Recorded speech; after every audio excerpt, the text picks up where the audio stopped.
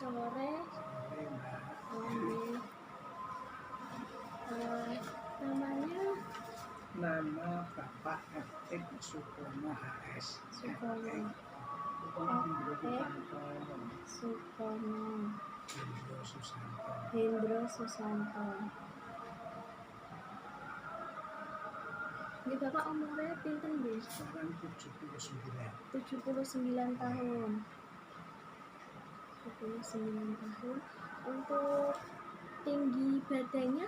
Tinggi badan 158. Berat badannya? Badannya 69.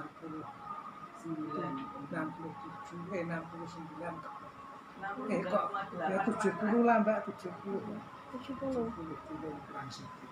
70 kilo ya. Ini Bapak, sebentar saya untuk alamannya pundi ya Pak? Ya sini Jalan Taman Karingsih. Oh, Jalan Taman Karingsih.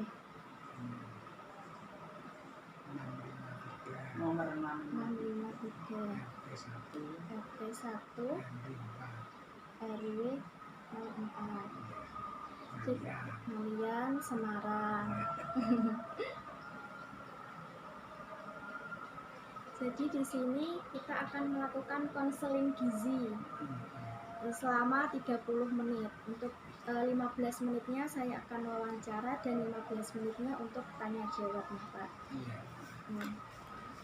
Sebentar. Untuk berat badan 158, berat badan 70, tinggi badannya 158. Sebentar saya hitung kebutuhan indeks massa tubuhnya dulu nih Pak. 158, 70, 158, 28. Ini berdasarkan indeks massa tubuh ini Bapak dalam kategori gizi lebih. Ya. No. Untuk selama ini Bapak sering ke check up ke dokter apa? Saya bukan check up tapi pemeriksaan rutin ada. Pemeriksaan rutin. Ya, jadi dua minggu sekali itu ke dokter saraf untuk mengontrol tensi. Ya. Untuk tensinya itu sekarang dalam keadaan normal. Tensinya normal. Ya. Untuk suhu tubuhnya Pak normal. Suhu tubuh normal. Dalam pemeriksaan dokter lab itu ada gejala penyakit atau gejala apa? Data labnya apa tidak ya Pak? Misal data lab ada ya banyak.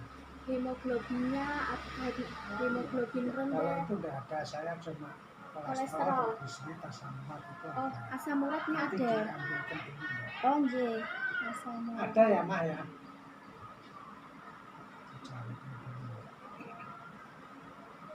Berarti ini kolesterolnya tinggi nggih? Cenderung tinggi tapi belum sampai tinggi sekali. Bentar, Mbak, ini ada. Data lab terakhir. Iya. Berarti asam urat. Glukosa darah 106. Nggih, 106. Nggih, berarti normal. Kolesterol 186. Normal. Trigliscerid ini yang tinggi, trigliscerid ini.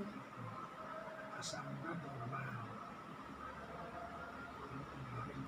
Tanggal 10. Berarti sering rutin pemeriksaan ya Pak? Ya. Trigliscerid 208 kondisi.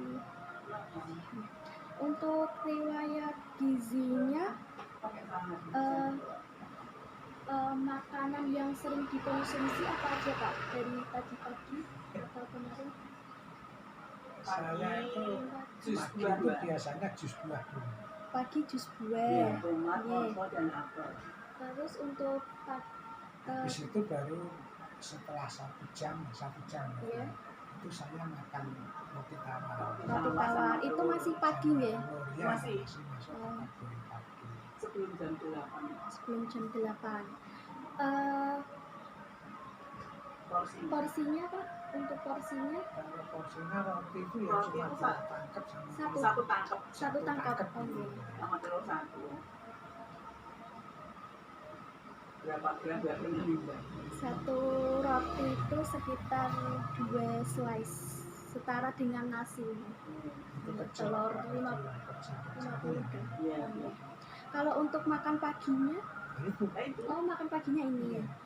jus Untuk sama roti. selingan kalau jam 10 itu sering makan Nggak lagi? ada. Enggak ada. Berarti apa pisang kukus. Ya, Oh, kadang-kadang pisang ada kukus. pisang kukus atau pohon iya. Ya, gedok. Ya pohon ya gonta ganti Mbak, kadang buah. Iya.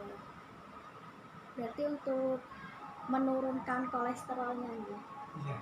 Terus untuk siangnya biasanya makan apa Pak? Nasi? Ya, kalau siang tuh makan nasi dan seadanya. Hmm. Nasi ya, Nasi yang ada. Tapi saya cenderung banyak makan sayur. Sayur. Ya, Kalau hari kemarin itu nasi ya pakai daging juga. daging. ya, Pakai ya. ayam, tapi porsinya itu Porsinya nggak banyak. Iya. Kemarin daging sapi, Kemarin daging sapi juga. daging sapi sama tahu sama apa ya, lalap bayam. Lalapan gitu ya. Lalap. Ya, Iya. makan saya sukanya bayam sama Timun, Oh, iya. bayam direbus ya, itu bukan disayur. Untuk proteinnya misal kayak daging ayam itu mengonsumsinya sering diatur apa masih Ya enggak, ya tergantung ibu. tergantung ya. Iya. Kadang kan ada yang makannya banyak gitu ya Bu, belum bisa mengontrolnya. Kalau makan enggak banyak, enggak. Justru kemarin waktu saya sakit batuk itu turun berat saya, seneng saya. Oh, Tapi begitu sembuh makanya nafsunya makin tinggi, makin harus saya tinggi. naik. Iya. Karena batuk jadi naik. Untuk ini Pak, kalau sore-sore atau jam 3-an itu sering makan lagi apa enggak? Enggak, berarti langsung dimakan malamnya. Makan malamnya biasanya apa Pak? Ya tetap nasi. Sama, nasi. Porsinya satu centong Ya, apa lebih? Kurang lebih 1 jam. ya satu centong. Satu centong. Untuk lauknya biasanya daging, berarti sama kayak yang di siang apa? Iya, kadang-kadang sama, kadang-kadang enggak. Kadang-kadang saya cuma kepingin makan sambal sama gereh. Sambal sama gereh nih. Kadang-kadang ya. Oh, iya. Kalau yang hari kemarin makan juga? Saya kemarin Lagi malam, ya daging sapi semur, Oh, daging semur sapi. semur tahu sama apa bakmi goreng. Oh, iya. Kalau untuk ini keluar bersama aktivitas fisiknya berarti sering keluar rumah jalan-jalan atau cuma di ya di rumah, terus ya kalau pagi memang sering olahraga? ya itu siram-siram ke Oh, iya. jalanan. Dulu jalan-jalan enggak, tapi sementara ini enggak. Sementara Ya, enggak? masih Masih. membolehkan. Tapi ya sama ini sepeda statis itu. Oh, Kan ada sepeda statis. berarti sering olahraga pakai Iya. sepeda. Sepeda statis sama jalan kaki pakai itu apa? Oh, Bola iya. itu apa itu namanya? Tempat apa itu namanya? Oh, tongkat. Iya. Apa ya namanya, yang Jogja banyak itu. Berarti untuk riwayat merokok enggak ada? Enggak. Enggak merokok.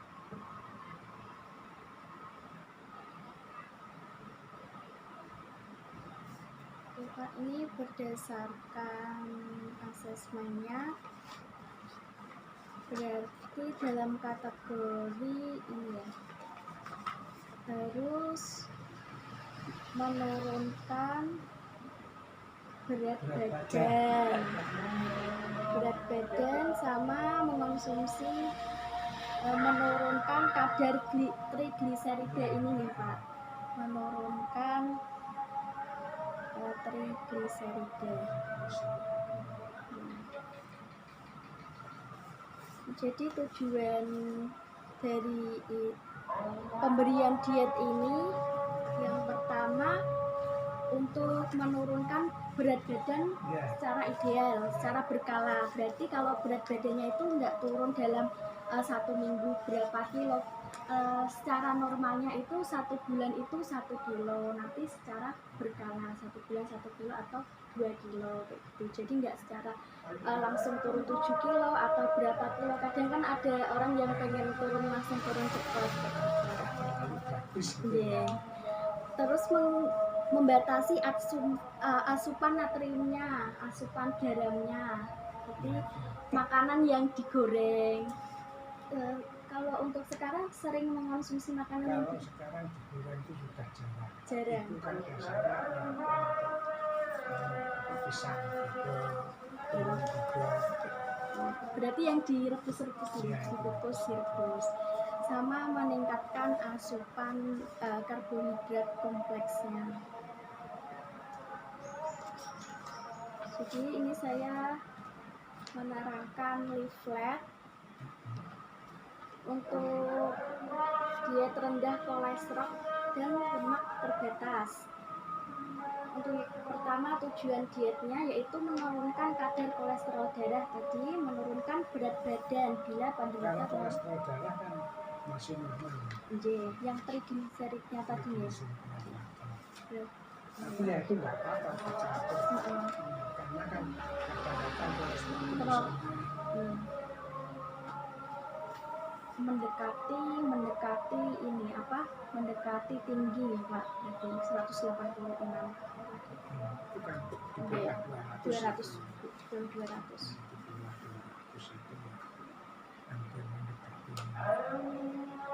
Ini tujuan dietnya, syarat dietnya itu rendah kalori, berarti untuk bisa menurunkan berat badan ya. Terus membatasi lemak sedikit dibatasi, terutama tadi dari lemak-lemak, dari daging-dagingan, terus dari makanan-makanan yang digoreng itu harus dibatasi. Terus penggunaan bahan makanan yang mengandung banyak kolesterol tadi, untuk vitamin dan mineralnya ini diberikan cukup atau sesuai dengan kebutuhan Bapak. Terus untuk memberikan porsi makan dalam porsi kecil tapi sering gitu. Misal pagi tadi, terus selingannya jam 10, siang tadi makannya sudah sesuai porsinya, terus makan sorenya itu selingan dikit, misal berapa, 1 kue atau minuman 1 jus, terus malamnya dalam porsi kecil. 3 kali bisa 3 kali makan utama, pagi, siang, sama malam, terus selingannya jam 10 atau sore. Berarti bisa menstop makan sampai maghriban atau sampai jam 6, jam 7. Untuk makanan yang mengandung lemak tak jenuh itu misalkan dari kacang, minyak biji bunga matahari, minyak biji kapas, minyak jagung, minyak kacang kedelai. Kalau untuk makanan lemak jenuh itu dari misal hewani, ada daging sapi, daging kambing, ada keju, mentega, susu full cream. Itu untuk lemak jenuh. Kalau lemak nabati itu misal dari kelapa, minyak kelapa, terus margarin, alpukat, durian, itu makanan yang mengandung lemak jenuh Pak. Kalau untuk diet kolesterol itu pertama menghindari makanan dari tadi minyak kelapa, lemak hewan tadi, margarin, mentega. Terus mengonsumsi daging itu maksimal 3 kali dalam seminggu. Saya kadang-kadang cuma 2 kali. Oh, 2 kali. Oh, udah. Berarti udah ini ya Pak, udah menjaga gitu. Terus menghindari yang penting itu pengendalian berat badan. berat badannya. Berat- Terus penggunaan otak, terus hati. Kalau hati daging, terus limpa, daging kambing. Itu jeruan saya Jarang. Terus susu. Kadang-kadang tidak, anak saya pesen jeruan, saya enggak. Sering untuk makanannya bisa sering menggunakan tempe, tahu, Suka itu saya. kacang-kacangan, sama terus untuk menurunkan berat badan juga membatasi gula, penggunaan gula. Sekarang saya memang Membatasi saya pakai gula rendah kalori. gula yang apa? Minuman Bukan gula apa sih namanya? kayak susu rendah kalori. Gula mbak. Diabetes. Diabetasol. Oh iya, diabetasol. Apa itu namanya yang jagung itu? Itu pakai jagung Pak. Tapi yang satu itu Saya itu mesti tidak pernah pakai gula pasir. Enggak pernah om. Kalau makan di luar saya mesti pakai teh tawar. Teh tawar. Berarti sudah bisa membatasi pengonsumsian gula pasir. Ya, sudah. Kalau Terus gula pasir bahkan hampir nggak pernah saya. Nggak pernah. Seperti kanasin saya. Oh, teropong. Iya. Terus untuk minuman kayak misal permen, coklat, sirup itu masih Kalau sirup saya enggak ya. Iya. Permen kadang-kadang, tapi permen jahe. Itu harus dibatasi juga Iya. bisa menurunkan berat badannya, pengonsumsian gula dan mencegah diabetes. Terus makanan banyak, makan sayur, terus buah-buahan. Kalau sayur memang saya suka. Untuk makanan tadi untuk menurunkan kolesterol itu, bila masak daging pilihlah daging yang halus. Terus jangan daging yang berlemak tinggi kayak tadi daging sapi itu. Terus cara memasaknya itu dengan merebus, mengukus, mengungkep kayak misal ayam ungkep, terus menumis, terus hindari yang digoreng-goreng tadi, dikurangi. Terus Saya itu kalau ayam sekarang itu sukanya dengan apa? Yang Di- tidak digoreng. garang asam, di bumbu kuning. Enggak, kadang asam yang bening itu. Oh, yang bening. Oh, iya. Berarti sudah mengurangi yang gula-gula. Soalnya giginya terus mulai kuliah yang keras. Gigi kan masih komplit tapi Iya. agak ada ya enggak enak rasanya Iya. lah, semitan kadang-kadang itu. Makanya saya kan enggak mau asin.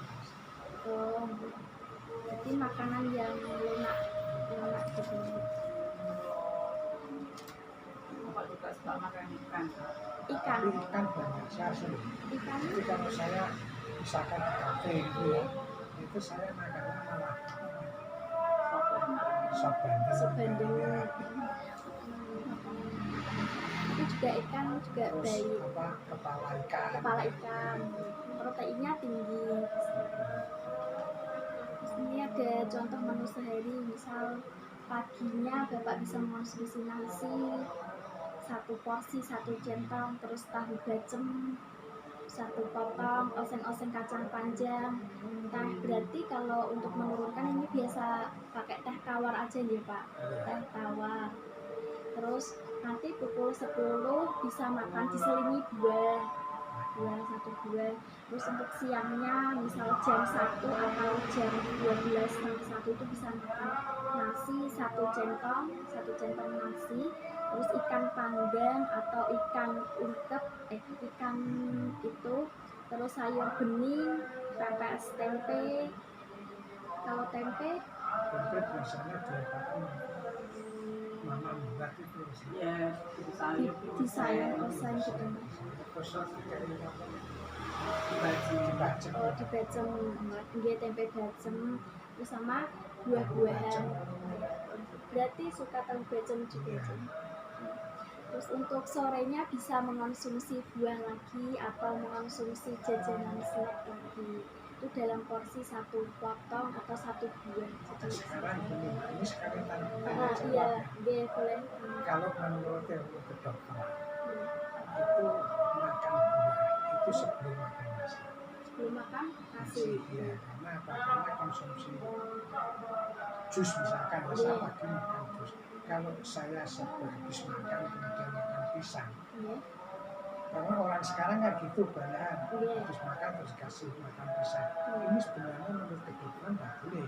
Karena apa? Pisang itu akan masuk dan tertahan nasi. Iya. Nah itu akan timbul kadang-kadang asam lambung. Asam lambung. Ya itu.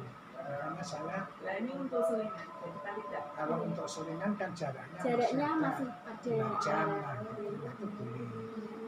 Berarti nanti kalau untuk buah-buahnya bisa diganti di selingannya. Ya. Kayak misal tadi paginya udah makan jus, terus jam 8 bisa makan roti sama telur. Jadi ada jaraknya buat makan. Terus malamnya bisa nasi 1 centong, ayam ungkep, ca tahu atau ca tahu oyong, tumis ca kangkung, terus bayam sama pisang. Buahnya bisa milih pisang gitu. Untuk ada yang mau ditanyakan apa tidak ya Pak sejauh ini? Ya sementara itu nggak ada. Cuma yang titik berat saya itu bagaimana cara saya menurunkan badan itu aja. Untuk menurunkan berat badan sih. Itu aja. Untuk menurunkan Yang tadi diterangkan mbaknya itu udah makanya begini-begini itu kan bisa. dalam rangka penurunan berat badan. Iya. Untuk menurunkan berat badan itu biasanya pakai penukar Pak. Jadi misalkan makanannya sesuai kebutuhan. Misal kebutuhannya itu 2100 kilokalori. Jadi untuk paginya itu misalkan 500 kalori. Jadi misal nasi 1 centong itu cuma 1 centong aja, jadi jangan ditambahin. Terus untuk dagingnya atau tempenya itu cukup 1 potong atau 2 potong aja, jadi jangan melebihi. Nah, terus untuk sayurannya itu sesuai porsi 1 gelas sayuran, terus ditambahi buah-buahannya itu misalkan 100 gram atau satu piring lah kayak gitu, satu piring kecil kayak gitu. Jadi untuk konsumsi makannya itu distabilkan. Kalau untuk menurunkan berat badan juga manis-manis juga dikurangin. Itu karena karbohidrat kompleksnya kan besar. Saya kan dulu pernah wawancara dengan Sinsen. Sinsen itu juga bilang gitu, boleh makan lah berkali-kali tapi porsinya sedikit. Kan porsinya kecil tapi sering. Itu nggak apa-apa. Itu bisa menstabilkan berat badan.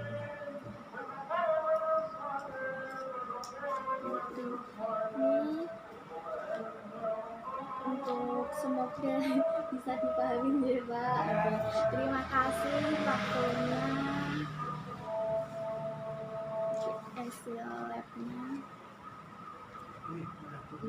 Terima kasih Kakak.